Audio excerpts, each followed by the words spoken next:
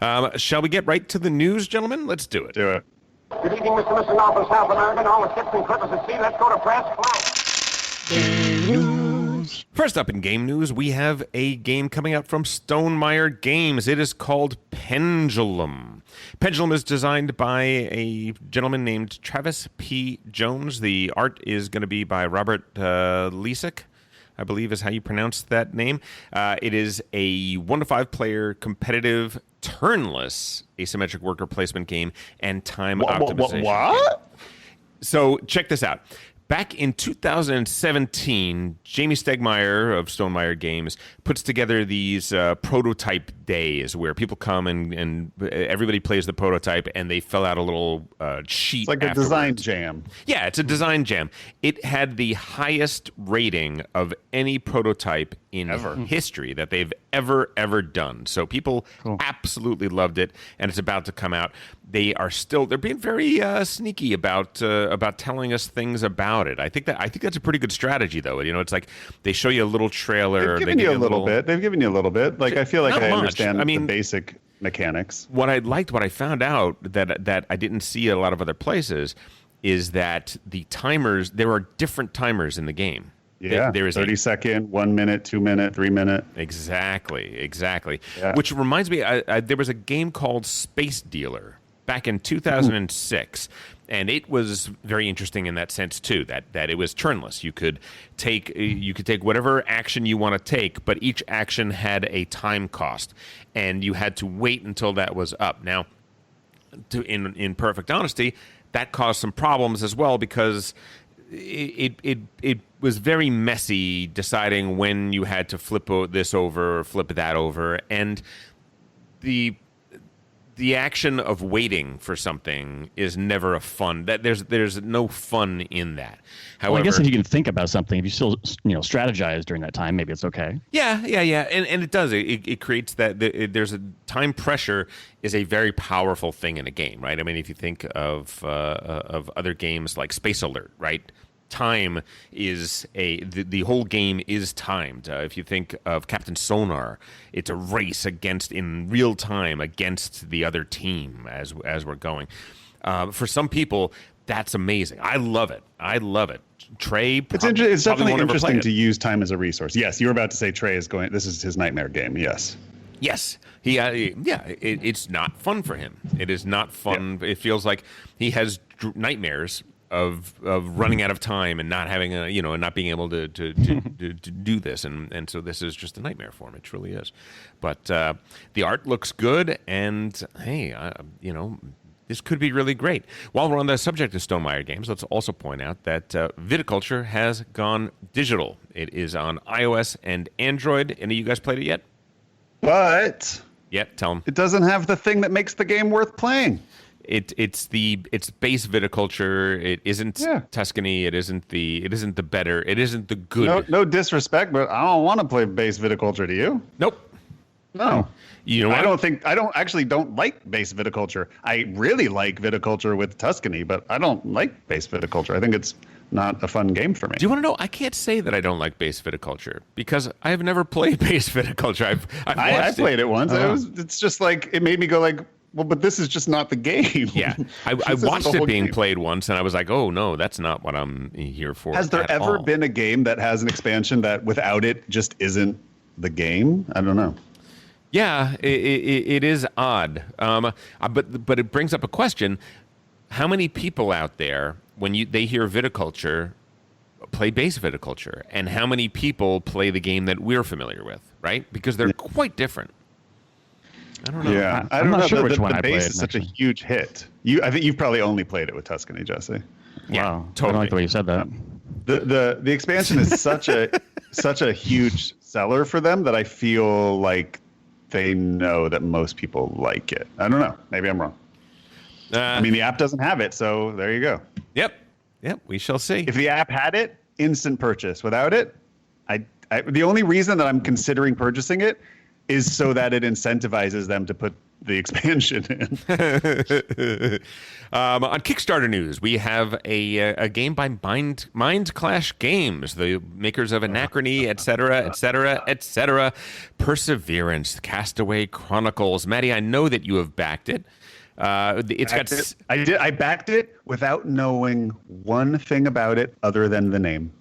Why do you do this? Why do you do because this? there is no because they get instant backs from me because they there is no company on earth that designs games as specifically just for me as Mind Clash. All right, Jesse, what company is an instant back for you? Is there a company out there, or even a designer? Is there a designer or a company out there that the moment they say that they have a new game, you will, and they say, "I'm sorry, but you're going to have to pay us the money, and then we'll tell you things about the game. We're not going to tell you anything ahead of time." Is there anybody out there in the world that you do that for? Yeah, I mean, I feel like I'll play anything by Namdagupta.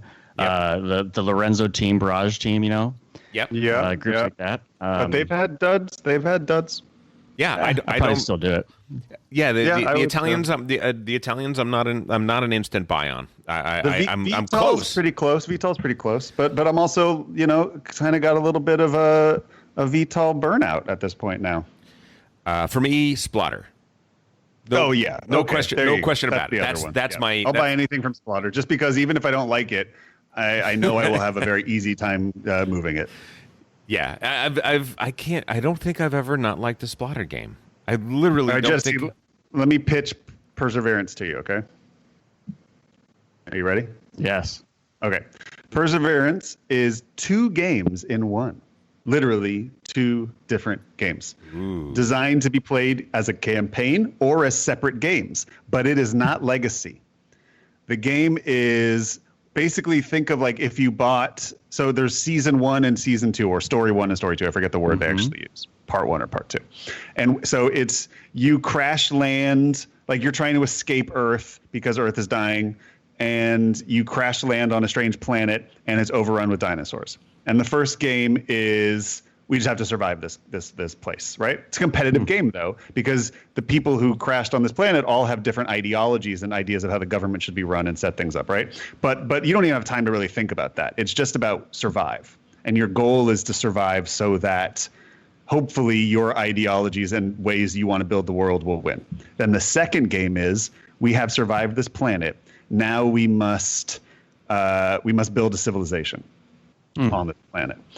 Completely, it uses similar mechanics, but it's a completely new game, completely different game that you can connect, wherein certain things will pass on from the first game, but you don't have to. You could also just decide you're playing that game. And hopefully the goal being that both of them were designed to be equally interesting and good. So the point is we wanted you to feel like you genuinely bought 2 different games that you love, but they can be connected to create an awesome epic experience. And they're both very heavy Euro competitive games.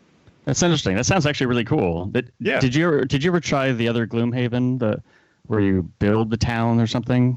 I never. Yeah. I liked Founders of Gloomhaven. I just thought it was it just wasn't. I enjoyed it. It's a game I actually would still play if somebody brought it out. I just didn't love it enough for it to be worth its complication and time that it takes to play. Probably, I'd rather play something else at that weight. And it is to me a lesser version of an amazing Splotter game, The Great Zimbabwe.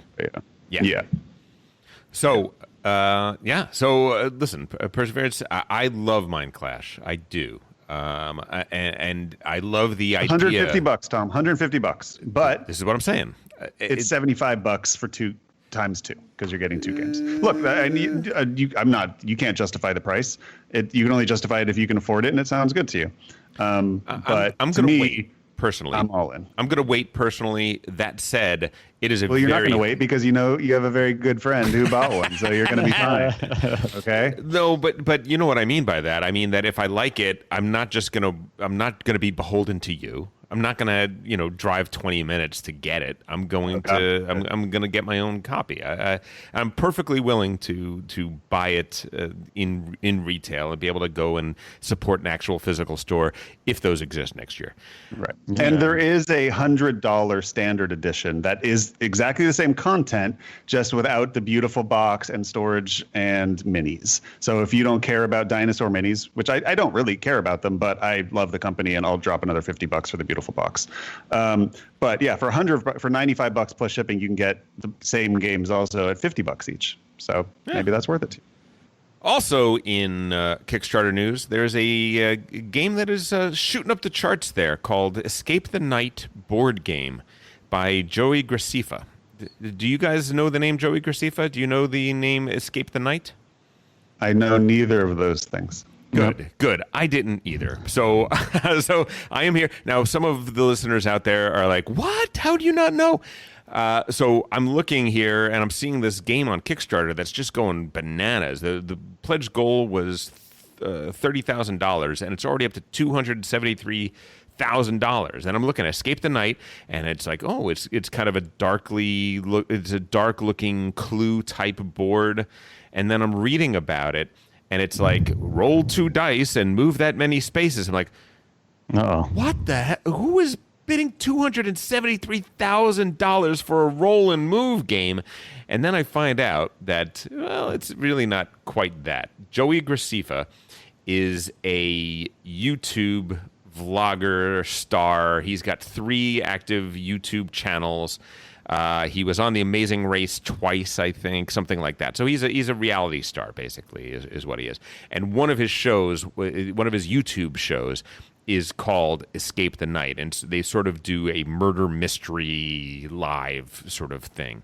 So that's what this is. So we're just going to say that for people that are, take a look at it. See what you think. But if you're seeing a whole bunch of pledges going towards something, don't just jump on this. This is my take on it is this is a vanity project. This is and hey, if you love Escape the Night and you love Joey, then go for it. But I don't think that this in any way, shape, or form is going to deliver what we're looking for when we talk about games on this podcast. So a little something for you. Next up, Dead Reckoning. It's been announced that John D. Clare did Mystic Vale, which was a really groundbreaking game way back when. He also did Space Cadets back in the day. Trey and I think Trey knows him fairly well because Trey and I met with him and spent a bit of time with him at BGG Con. Very good designer, very good guy. Ian O'Toole is doing the artwork, and that should always prick up our ears. And Alderac Entertainment is publishing it. This is card drafting meets 4X, and it's set in the world of pirates. Now, if you guys have been listening to the podcast for any amount of time, you know that I love pirate games, but I've never found a great one. I'm still waiting for a great pirate game. I've played okay pirate games. I've played good pirate games. I've never played. You would enjoy Forgotten Waters, but not as a board game, as a fun LARP. Okay, yeah, I've agreed. The people who told me their experience playing Forgotten Waters said something similar. Trey? I believe they said Trey didn't like it. Paul didn't have the best things in the world to say about it either. But but definitely in terms of a LARP experience, they said that I would go to town and have a great time with it. So. Dead Reckoning, listen, if you can combine a good card drafting mechanism with 4X, and people that don't know 4X, it's explore, expand, exterminate, and what's the other one? Exploit and exterminate. That's right. That's what it is. Those are the 4Xs. Exploit's the problematic part. It is. There's a bunch problematic with 4X when we really think about it. But the experience of playing 4X is sort of one of those grail things that everybody is always looking for. It's one of those things that games before the Euro Games Revolution, a lot of them were 4X, and people wax. They're very passionate about those experiences that they had, and that modern games can't really do that. So. Anyway, we don't have a ton on it yet, but Dead Reckoning is a game that is very much on our radar. Next up, Czech Games is coming out with a game called Lost Ruins of Arnak.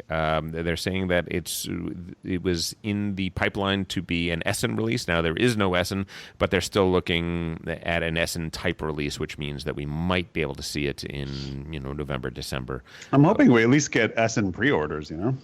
Well, yeah, but the problem, of course, is that everything that was geared for Essen, it joined a queue that the international supply chain has been slowed down. So it's like I've been saying for a while. Any Kickstarters you back during this, you're gonna be waiting a while for those. Couple of years probably. Yep. But we'll see.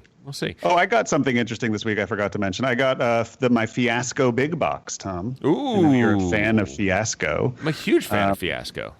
This is I won't say a board game version of Fiasco, but it is a version of Fiasco that involves nobody reading the Fiasco book or preparing or anything. And it's a game of Fiasco that should give you, the designers say, even a better version of Fiasco, where all you need is a couple decks of cards.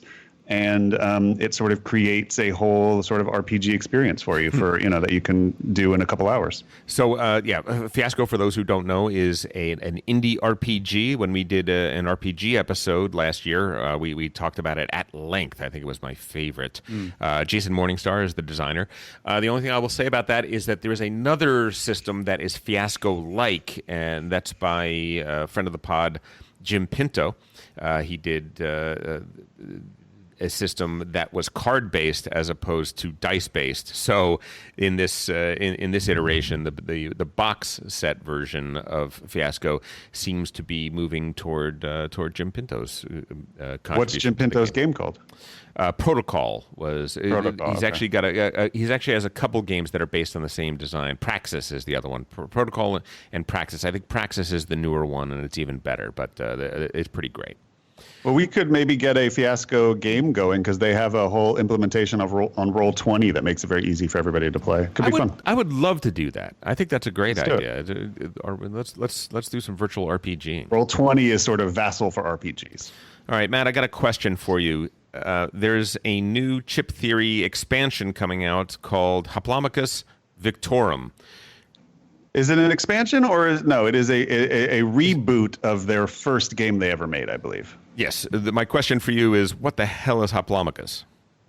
So Haplomachus is their Roman gladiator Colosseum skirmish game.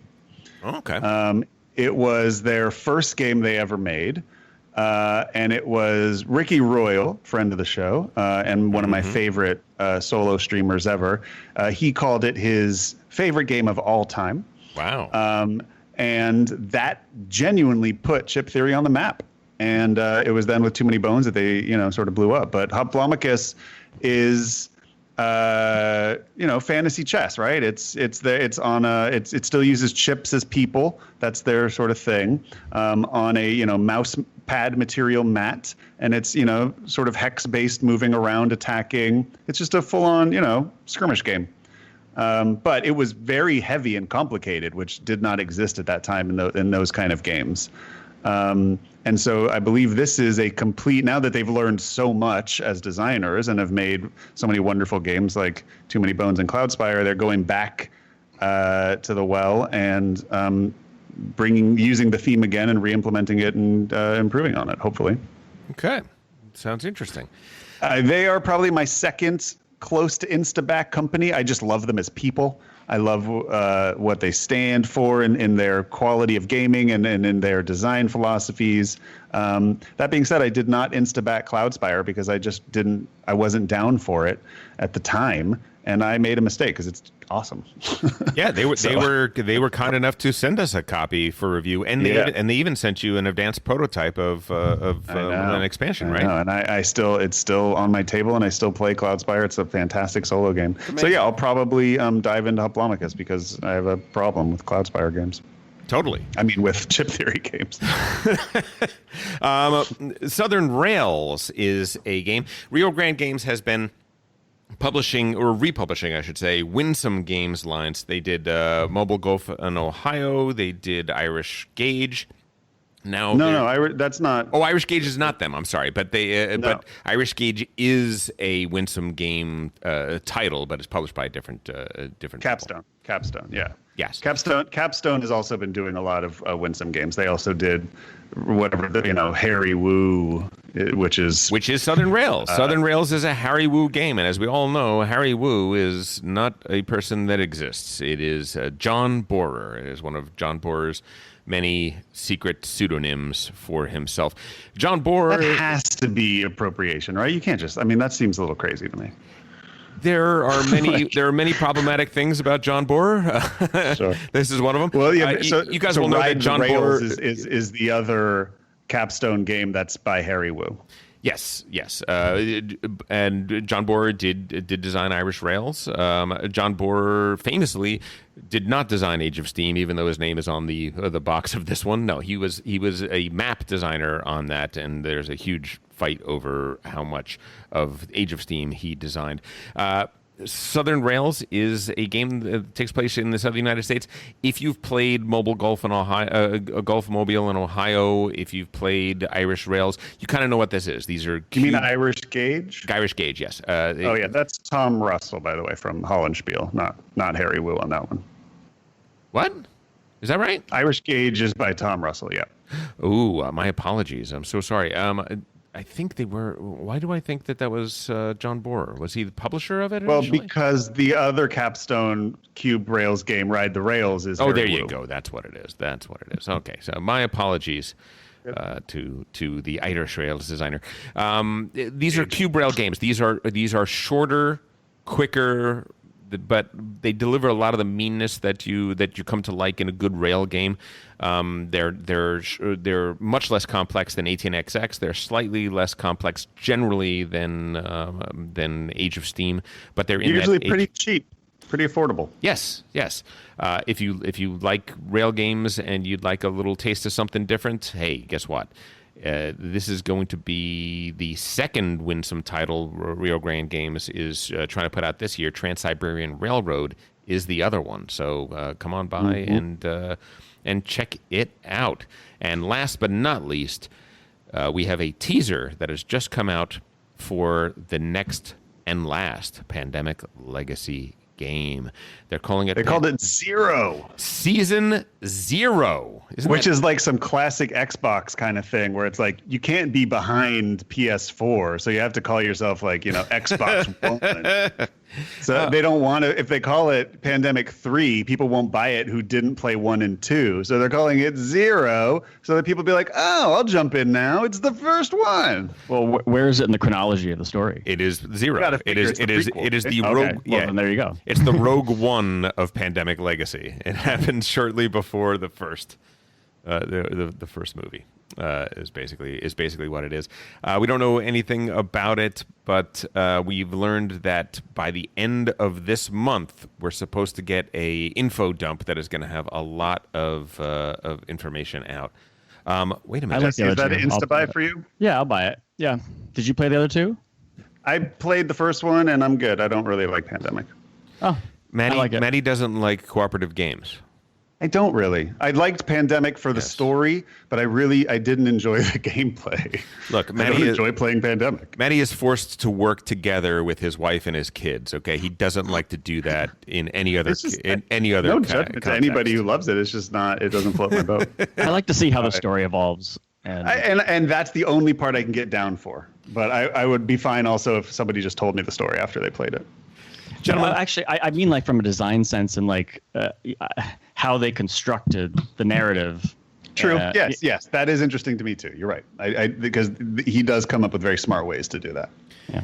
I thought that the original Pandemic Legacy was one of the most jaw-dropping designs in board game history. I thought that it was awesome. The number of innovations packed into one game were just astonishing. I really totally. No, it's Mount Rushmore game for sure in our hobby, I think. Oh yeah. The only sad thing is that no one's really been we thought everything would be Legacy. We'd have a ton of Legacy, and boy oh boy did Charterstone and Seafall and one by one they were dropping like flies. No one's been able to quite duplicate the genius of Legacy.